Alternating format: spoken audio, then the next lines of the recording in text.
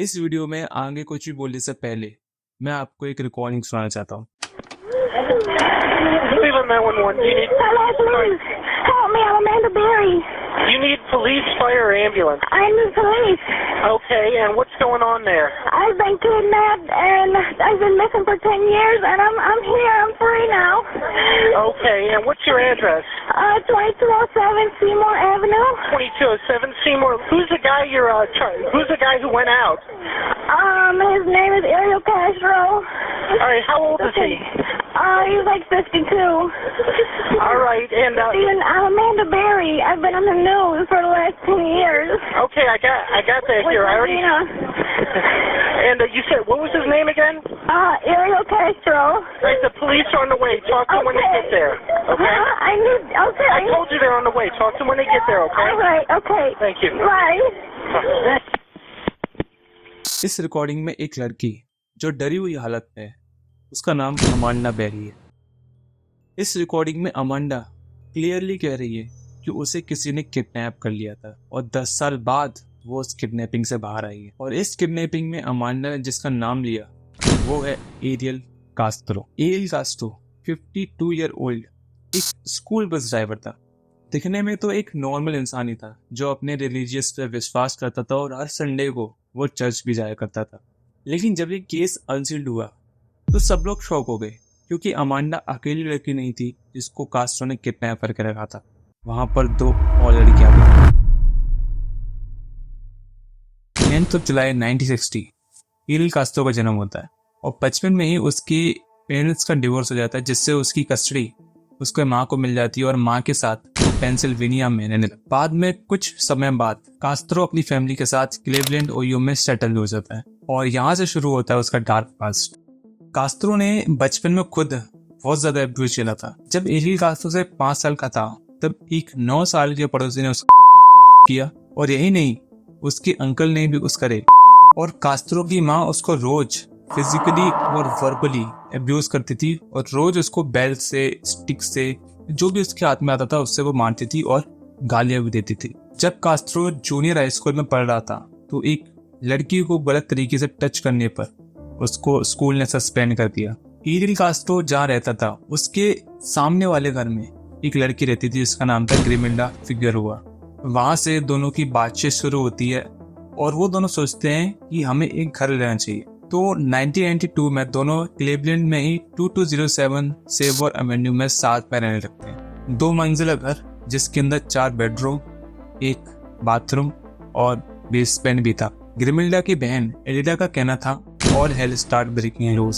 जब वो दोनों उस घर के अंदर शिफ्ट होते हैं तो उसके कुछ समय बाद ही कास्त्रो का बिहेवियर एकदम चेंज हो गया। कास्त्रो अब ग्रिमेल्डा को उसी घर में लॉक करके रखता था और उसको बुरी तरीके से मारता था, जिससे उसकी नोज, रिब्स और आर्म्स ब्रेक हो गए। एक दिन कास्त्रो ने ग्रिमेल्डा को सीढ़ियों के ऊपर से धक्का दे दिया, जिससे उसके सर में बहुत गहरी चोट आती है और इसी की वजह से उसके माइंड में एक ट्यूमर भी बन गया था। इन सब से परेशान होकर 1983 में ग्रिमेल्डा उस घर को छोड़ देती है और अपने 4 बच्चों की कस्टडी उसको मिल जाती है। एरियल कास्ट्रो की अगर बचपन की लाइफ को देखें तो उसने बचपन में ही काफी ट्रॉमा और एब्यूज झेला था। अगर ऐसा चाइल्डहुड किसी बच्चों को मिलता है तो वो बड़ा होकर एक मॉन्स्टर भी बन सकता है, और ऐसा ही कुछ एरियल कास्ट्रो ने भी किया, जिससे वो एक मॉन्स्टर बना।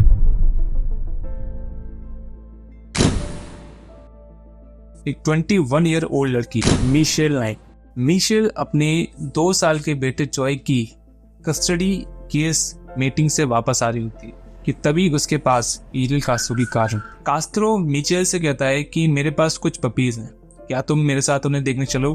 मिचेल के लिए कास्त्रो कोई अनजान इंसान नहीं था, वो जाना पहचाना चेहरा था, क्योंकि कास्त्रो वाकई एक स्कूल बस ड्राइवर था, तो अक्सर मिचेल उसको स्कूल बस ड्राइव करते हुए देखती थी। और मिशेल नाइट को पपीज भी बहुत ज्यादा पसंद थे, तो इसकी वजह से वो उसके ऊपर ट्रस्ट कर लेती है। लेकिन मिशेल ने कभी नहीं सोचा था कि ये ट्रस्ट उसकी जिंदगी के आने वाले 10 साल हेल बना देगा। मिशेल कास्त्रो के घर पर पहुंचती है और कास्त्रो उसको सबसे ऊपर वाले कमरे में ले जाता है, लेकिन वहां पर कोई पपी नहीं होता। कास्त्रो अंदर से दरवाजा बंद कर देता है और एक एक्सटेंशन बोर्ड लेकर उसके हाथ पैर और गर्दन सबको बांध देता है और अपस्टेयर पाइप से उसको लटका देता है।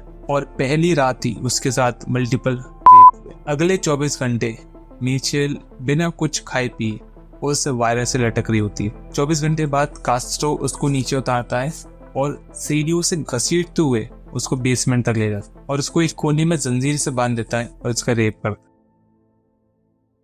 21 अप्रैल 2003 इस समय मिचेल को 9 महीने हो गए थे उस बेसमेंट में गुजारे हुए और वो अपने आने वाले कल के बारे में सोच रही थी कि तभी एरिल कास्ट्रो एक लड़की को और लेकर आता है। इसका नाम था अमांडा बेरी, एक 16 साल की लड़की जो अपनी बर्गर किंग की जॉब खत्म करके अपने घर जा रही थी। तभी एरिल कास्ट्रो उसके पास रुकता है। एरिल कास्ट्रो अमांडा को जानता था क्योंकि अमांडा एरिल कास्ट्रो की बेटी एमिली की फ्रेंड थी। तो कास्ट्रो ये बहाना लगाता है कि मेरी बेटी एमिली तुम्हारे घर पे इंतजार कर रही है तो तुम मेरे साथ चलो। घर पहुंचने के बाद कास्ट्रो ने तुरंत अमांडा को चेन से बांध दिया और उसको बेसमेंट में ले गए जहां पर मिचेल नाइट पहले से थी और उसके साथ भी वो वही करता है जो मिचेल नाइट के साथ उस पहले दिन किया था। इसके बाद एरिल कास्ट्रो यहाँ पर नहीं रुकता, वो एक और लड़की को किडनैप करके लाता है, एक 14 साल की लड़की गिना टिजीसस। गिना को वो किडनैप करने के लिए भी सेम पैटर्न का इस्तेमाल करता है जो उसने मिचेल और अमांडा के साथ किया।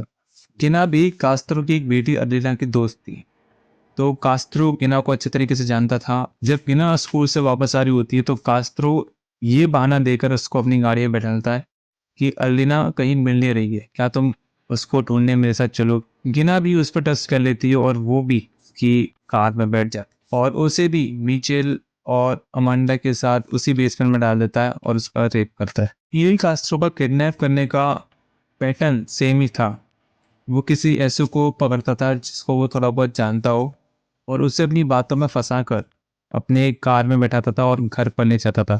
और अब वो तीनों बेसमेंट में अपनी जिंदगी काट रही, लेकिन असली खेल तो अब स्टार्ट होता है। एरिल कास्ट्रो अब तीनों विक्टिम्स को सिस्टमैटिकली टॉर्चर करने लगा और हर विक्टिम को एक कॉर्नर में एक चेन से बांध कर रखता था। एरिल कास्ट्रो का अब ये एक डेली रूटीन बन गया था, उनका रेप करना और उनको टॉर्चर करना। और तीनों विक्टिम्स को बस एक बार ही खाना दिया जाता था और वहाँ पर बस एक ही प्लास्टिक का पॉट था जो महीनों महीनों तक साफ नहीं हुआ करता था। ऐसा कहा जाता है कि इस दौरान मिचेल नाइट 5 बार प्रेग्नेंट होती है और हर बार एरिल कास्ट्रो उसकी प्रेगनेंसी को टर्मिनेट करवा देता है। उसके पेट पर डंबल मारता है, उसकी पीठ पर पंच करता है और कभी कभी तो उसको दीवार से मार देता है और उसको कई दिनों तक भूखा रखा जाता था जिससे उसकी प्रेगनेंसी टर्मिनेट हो जाए। 25 दिसंबर 2006 क्रिसमस का दिन था। अमांडा उस दिन प्रेग्नेंट थी और उस दिन उसकी डिलीवरी होने वाली जो एक छोटे से इन्फ्लेटेबल स्विमिंग पूल में होती है। एरिल कास्ट्रो ने अपनी गन निकालकर मिचेल की सर पर एम करता है और बोलता है कि अगर ये बच्चा मरा हुआ पैदा हुआ तो मैं तुम्हें शूट कर दूं। और एक समय पर वो बच्चा रोया ही नहीं। इसके बाद मिचेल ने उसको सीपीआर दिया और वो बच्चा रोने लगा और उस लड़की का नाम रखा गया जॉसलिन। और 2006 में एक नया सदस्य इनके साथ जुड़ता है जिसका नाम जॉसलिन है, जो उस बेसमेंट में ही पैदा हुई है, जिसने कभी बाहर की दुनिया देखी ही नहीं। एरिल कास्ट्रो ने अमांडा की प्रेगनेंसी को कभी टर्मिनेट नहीं करवाया क्योंकि उसका अमांडा के साथ एक अलग ही लगाव था, वो उसको पसंद करता था और इसी वजह से वो उसके बच्चे से भी बहुत ज्यादा प्यार करता था और कभी कभी वो उसे बाहर घुमाने भी ले जाया करता था। लेकिन एक दिन उन तीनों को वहां से बाहर निकलने का मौका मिल ही जाता है। 6 मई 2013 सुबह 10 बजे रोज की तरह एरिल कास्ट्रो अपने मैकडॉनल्ड्स की जॉब के लिए घर से बाहर निकलता है, लेकिन वो घर का डोर लॉक करना भूल जाता है। इनसाइड डोर खुला है, ये चीज जॉसलिन देख लेती है और जॉसलिन अमांडा को जाकर बता देती है। ये सुनकर अमांडा थोड़ी सी हिम्मत दिखाती है और फ्रंट डोर पर जाके हेल्प चिल्लाती है। कुछ ही देर में वहां पर 2 नेबर्स चार्ल्स रैमसे और एंजेलो कोर्डिरो वहां पर आते हैं और वो दोनों गेट के नीचे वाले हिस्से को तोड़कर अमांडा और जॉसलिन को वहां से बाहर निकाल देते हैं। उसके बाद अमांडा एक नेबर का फोन लेकर 911 पे कॉल करती है और पुलिस को बुलाती है। कुछ ही देर में क्लेवलैंड की पुलिस वहां पर आती है और मिचेल और गिना को भी उस बेसमेंट में से बाहर निकाल दिया जाता है। तीनों विक्टिम को हॉस्पिटल भेजने के बाद एरिल कास्ट्रो को मैकडॉनल्ड्स के पार्किंग लॉट से अरेस्ट कर लिया जाता है। उसके बाद एरिल कास्ट्रो को कोर्ट में पेश किया जाता है और उसके ऊपर rape, kidnapping, attempted murder, sexual imposition और चाइल्ड इंडेंजरमेंट के चार्जेस लगाकर 1000 साल की सजा सुनाती। इरिल कास्ट्रो कोर्ट में एक बात बोलता है, I just want to clear the record that I am not a monster. I did not prey on this woman. I just acted on my sexual instincts because of my sexual addiction. And God is my witness. I never beat this woman like they are trying to say that I did. I never torture them. I am not a monster. I am a normal person. I am just sick. Fidel Castro अपनी सफाई में ये बोलता है कि जो भी उसने किया है वो उसने अपनी सेक्सुअल एडिक्शन के चलते किया है। इरिल कास्ट्रो ये भी बोलता है कि ये एडिक्शन एक मेरे लिए अल्कोहल की तरह है जो कभी छूटती नहीं। मिचेल नाइट भी अपने बयान में एक बात बोलती है, I spent 11 years in hell. Now your hell is just beginning. The death penalty will be so much easier. You don't deserve that.